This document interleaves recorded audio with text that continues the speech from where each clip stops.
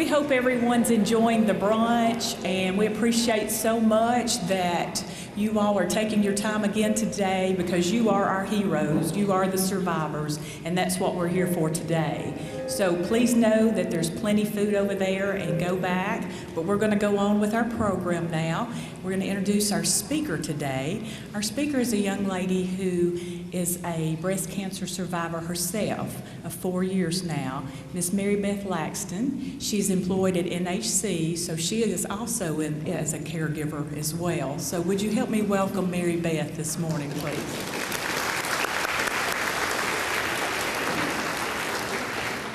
I am so nervous, can you tell? I work for NHC Home Care. I've been in the medical field for about 20 years. Mainly a lot of my experiences with OBGYN, so I know I used to make those phone calls to people that, you know, it wasn't what they wanted to hear. They had to come in. So on October the 31st of 2006, I got that call at work to come in, the last appointment, and it was only 4 days past my biopsy, so I knew that it took 2 weeks before I was supposed to go back. I tried every trick in the world to get them to tell me over the phone, but they wouldn't. So finally I knew, and I called my husband, and we went to Dr. Brock's office here in town, and it came back that I did have breast cancer. It was an aggressive breast cancer. So I asked Dr. Brock what his suggestion was, and he said, well, if you were my wife, this is what I would do. And so I wanted to get it taken care of as fast as possible so I could get back to my life. I forgot where I was. I made notes, but I'm not even going by them. On November the 8th, I had a bilateral mastectomy. That's removal of both breasts. When I woke up from surgery, I thought I'd died and went to heaven, because Dr. DeValley, who I worked for at that time, had hired a flower shop here in town, had my room completely decorated. It looked like something out of a magazine. But then I realized I was at River Park, and I thought, man, they have upgraded, and this is going to cost me a fortune. So, but it was beautiful, and also he continued, and the staff continued to send me flowers every week on Fridays, all the way from November to May of the next year. I received flowers every Friday, different arrangements for every holiday. I had chemotherapy on every Thursday starting in December. So I actually looked forward to chemo, because I knew on Fridays I was going to get a reward of flowers for it. So that was just something that helped me get through it, along with my family, who was wonderful. My son at that time was 9 years old, in the 4th grade at Bobby Ray. They started a class there for counseling children with sick parents, which I thought was wonderful, because he would never express to me if he was worried. Or a child it's amazing how they handle things, but he could express to someone else besides his mom or dad the way, you know, anything he was afraid of that might happen to me. And he actually helped other children. I was told by the counselor that he showed such a positive attitude toward it and helped other kids cope with their sick parent. So I was very proud of him. And my husband, he's amazing. He helped me. I'm going to cry.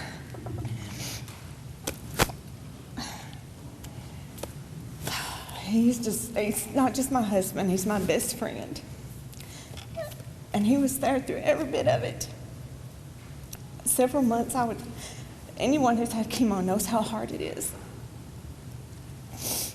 And I remember nights he would sit up with me all night long.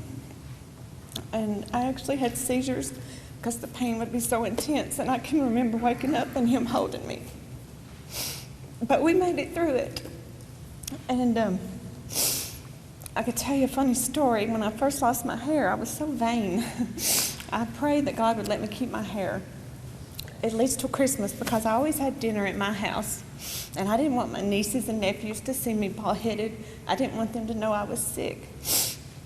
Well, lo and behold, I had my hair on Christmas Eve, and it looked great. But Christmas Day came, and I was in the shower, and when I got out, every bit of it fell out. I now look like a cancer patient, or what I thought was a cancer patient. But what I didn't realize was a cancer patient is beautiful. I mean, without your hair and eyebrows, you're beautiful. It doesn't matter what's on the outside, it matters what's on the inside. And that's something that I just took for granted all my life, but cancer's changed my life completely and my family. And my little boy said, "Mom, we got 2 good things out of this." And I couldn't believe he said that, but I asked him what they were, and he said, "Mom, our family's closer, and we're closer to God." And so to hear that from a 9-year-old was amazing, and he also got saved and joined the church choir during all this. So it's been a blessing, and it's humbled me to no end, and it still humbles me every single day. I take as a gift, because we never are promised tomorrow. So I try to live every day as wild and nutty, not wild, but nutty, and laugh as much as I possibly can. I was going to tell y'all some more stories. Christmas Day. Christmas Day is my grandmother, and she's 84, and they knew I was sick. I had just been diagnosed, and my hair fell out. And the last time they saw me, I had hair. I was acting crazy as my normal self, and I bought a wig that was about right to here. I looked like Angelina Jolie, or I thought I did. And so anyway, my hair fell out, and I dressed up that day, and I put that wig on, and I never called and told them that my hair had fell out. When we arrived in Sparta, my cousins and all my aunts and uncles, my grandmother, they were all there, and I walked in with this wig on, laughing and cutting up, and they thought I was pulling another one of my jokes. And they started laughing and carrying on, and then it just stopped, and they looked at me. They remembered, oh, she's sick. So I wasn't about to let my bald head ruin this day. So I grabbed my wig and I threw it off. I handed it to my cousin who's from Dallas, and bless her heart, she's had plastic surgery, but she looks beautiful. But I handed it to her, and she put it on, started modeling, wanted me to take pictures of her. And before the day was over, everybody in that whole room, including my uncles, tried that Angelina Jolie wig on, I called it. And they posed like models. It was hilarious, and we had more fun with that wig, and we forgot about our gifts for that day. So that was a little fun part there.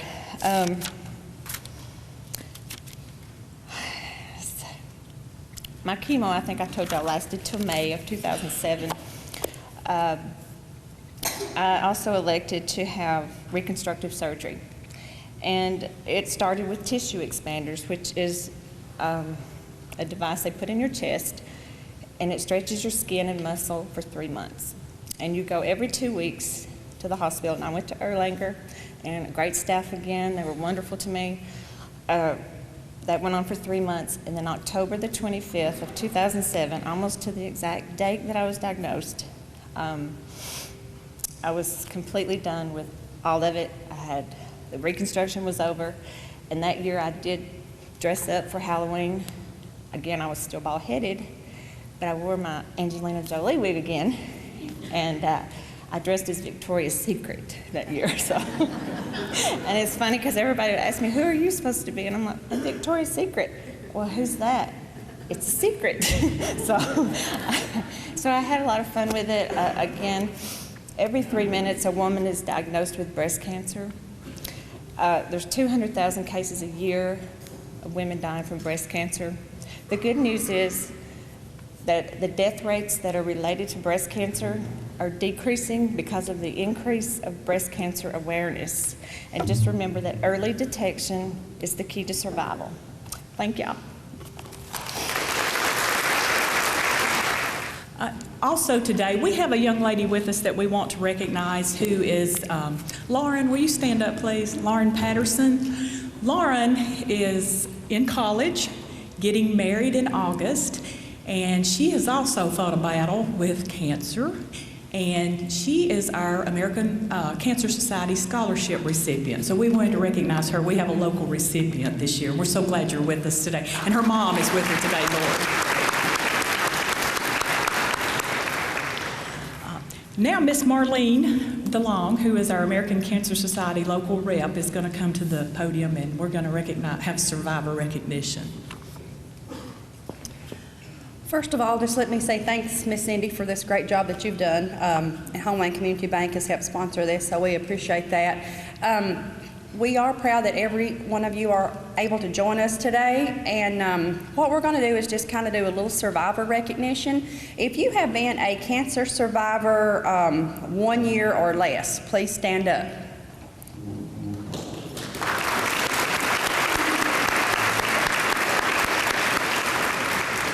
If you have been a cancer survivor 5 years or less, please stand.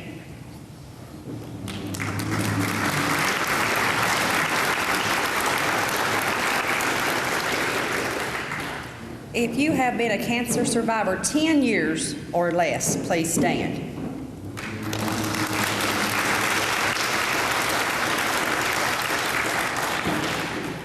If you have been a cancer survivor 15 years or less, please stand.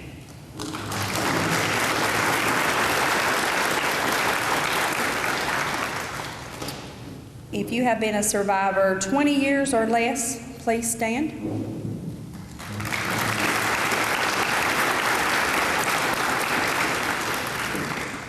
About 25 years or less. If you're a cancer survivor, 25 years or less.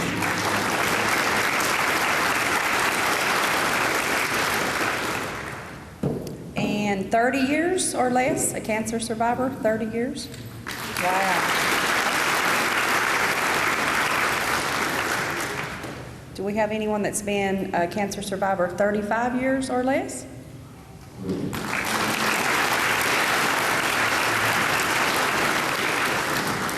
40 years or less? 40?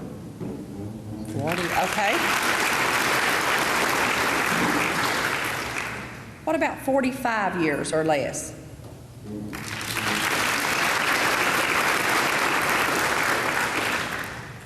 $50 years or less? Cancer survivor, 50 years? Okay, so 45 years. And what is your name, ma'am? Miss Jo Powers. I think you were our winner last year for being the cancer survivor for the most years. One more year, and that's what we're here for. That's what it's all about. We're trying to help all of you cancer survivors celebrate another birthday. That's actually our theme for the Relay for Life this year, is bringing more birthdays to our cancer survivors. And we are so proud that each and every one of you are able to join us today. Miss Jo, I have a little gift for you, so if you want to come to the front, we'll give you a little gift. Greedy by being here every year.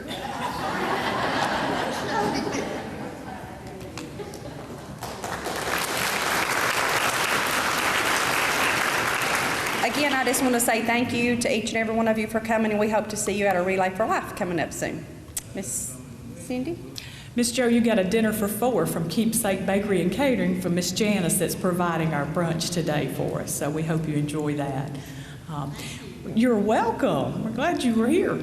We have some door prizes to give away, and we're going to ask our chairman of our Relay Committee, Dwight Birch, to come forward, and also some closing remarks.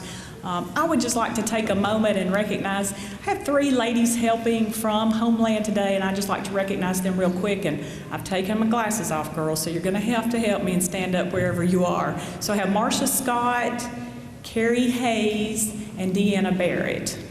Okay, over here's 2. I appreciate their help today. Mr. Dwight, we will turn the mic over to you. Got the basket for your door prizes? Tickets? Does everybody have a ticket? Were you given a ticket? Let's be sure everyone has a ticket before we get started. If you need a ticket, we still have plenty of tickets we can hand out. So you should have half of your stub. Good morning. Like Cindy said, I'm Dwight Birch. I'm they let me be the chairman of this committee, and really all I do pretty much is chair the meetings, because this committee that works for the Relay for Life here in Warren County is probably the hardest working group that I've ever been around, and they're extremely dedicated to the cause. There's survivors on the committee. It is really a pleasure and an honor to work with this group, and so I just want to thank you all for coming out this morning, though, and sharing your morning with us, and sharing your stories, and it's really a blessing for y'all to be here, and we appreciate y'all coming and sharing this with us. We do have some door prizes. Does everybody have a ticket? I'll assume, since nobody said no, everybody has one. The first one is the last 3 digits, I guess we'll all, is 417, 417. Winner in the back.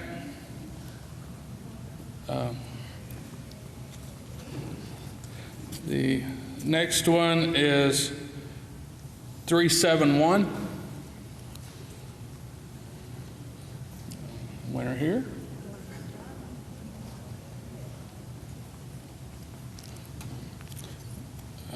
Next one is 40. Oh, Cindy, bring me your glasses. 409. 409. Next one is 449. 453. Back. Just because it's not you, you can still clap for the people that are winning. So next one's 357. 452.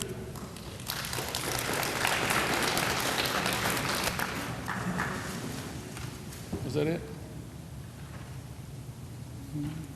We didn't have a winner and y'all clapped. Okay. Okay, we're calling again. Somebody doesn't have a ticket in this room, so you're not going to win anything. Just a little heads up there. If your number doesn't get called and everybody else around you wins something, you'll know why.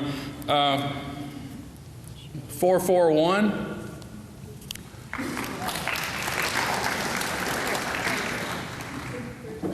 450. 374.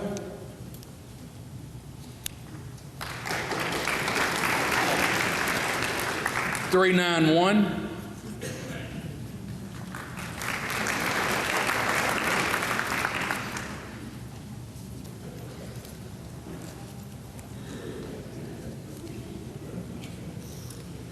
398.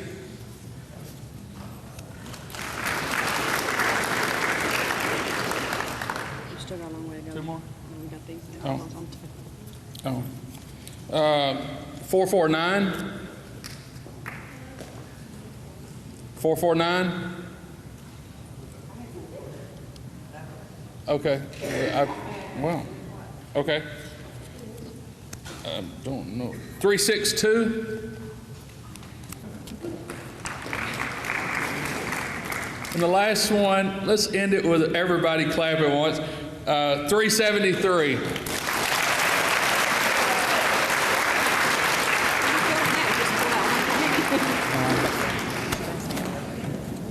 Okay.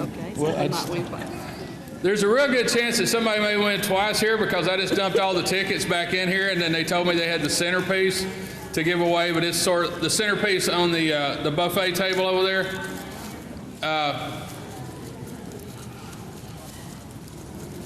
You draw it out.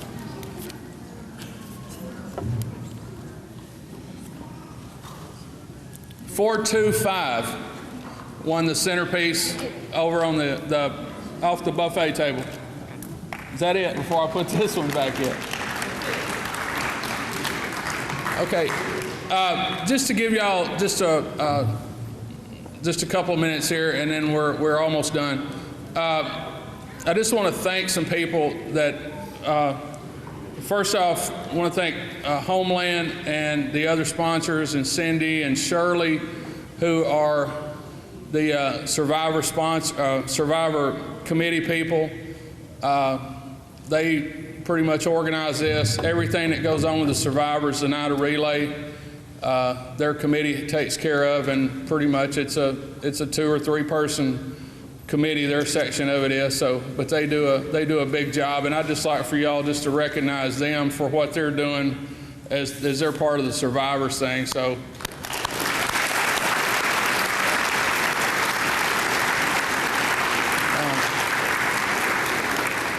As far as the rest of the committee, of course, Cindy, Shirley, we have Tammy Vinson back here who is videoing today, and she is also one of our treasurers. Her and Carla Savage take care of all the money that comes in, and that is no small task. It's hard to, nobody ever wants to come into that spot, very seldom, and then we don't ever let them leave once they get there. They pretty much just have to go out kicking and screaming once they get there, because it is a pretty formidable task when you take into account the amount of money, the amount of teams and stuff that we're starting to handle here now. We also have Kerry Hertwig, Dustin Chisholm, who's back here in the back. Dustin will be taking care of all the luminarias, all the candles that are lit around the tracks, the torches of hope. If you're interested in person those, you can do it that night. You can see any team member that you know that has a team, or you can get with Dustin back here and he can get you the information on that. It's either in honor or in memory of someone, and those are the candles when we start our luminaria ceremony that will be lit at 10 o'clock when we start our ceremony that night. Also Emily, Janice, who takes care of the food. Janice kept catering all kinds of stuff for us, so we just put her on the committee and wouldn't feel near as guilty about not paying her as much as we should for all she's doing for us. Also Marlene, who is our ACS Cancer Society rep out of for this region. She's based out of Cookeville. And also Christy Stubblefield, Sharon Walker. There's another event going on when y'all leave here. If y'all want to go to Dr. Everett's office over on Sparta Highway, there is a dog show there at 1 o'clock. All the proceeds from that will be going to Relay. Also just today, I want to thank Tim and Billy Hitchcock for donating the daylilies. Frank and Pat Bassam for the centerpiece and the 2 roses here. Tanera Grissom, who donated the cookbooks for the door prizes. Sharon and Randall Walker out at Valley Farms for some jams and jelly gift bags. Citizens Tri-County for the tote bags. The Women's Ministry of Liberty Cumberland Church for the breakfast casseroles. Janice, again, from Keepsake Catering. BLTV and Tammy for filming this for us. This will, I assume, air on Channel 6 sometime. And James Clark and the Southern Standard. I just want y'all to, if y'all see those people anywhere, just thank those for the support of this event. Again, thanks to the ladies from Homeland for all their work too. I just want to relay, some of y'all have asked, I think I've heard a few people mention today, relay is June 4th at the track. This will be our eighth relay this year. It starts at 6 o'clock. We'll have the Survivors Walk at just shortly after 6. Please come. There will be a tent set up for the survivors with some refreshments. I think we're going to have some birthday cake and stuff, since we are tying in with the Cancer Society's proud sponsor of birthdays. And it's going to be one big birthday party over there, because most of the teams that are setting up are going to be decorating sort of as a birthday party theme. So it should be a lot of fun. Please come join us. Like I said, this is our 8th relay. Warren County so far has raised just shy of $800,000 for Relay for Life. Last year we were recognized as, actually we had two teams in the top 25 in our region, or in the state, excuse me, as far as money raised. Plus we also were recognized as the 16th community in the state in terms of money raised per capita, as far as based on our population, and that's how ACS bases it out. But we were 16th in our population group, and it just says something for the people of Warren County that they continue to support this. They continue to gain momentum. The committee works hard continually to try to make it an event that Warren County and you as survivors can be proud of, because we want to do you justice. And hopefully someday, we're going to find that cure. The treatment programs are better. The early detection is better. The quality of life is better. And we don't have the cure yet, but they're still working toward it. And again, I just want to thank y'all for coming and sharing your morning with us. And everyone be safe, and we're done. Just real quick, the rest of the sponsors for your Survivor Lap are More Properties, River Park Hospital, and Dr. Jones. So if you see those folks, please say thank you as well. You all have a great afternoon. Thank you.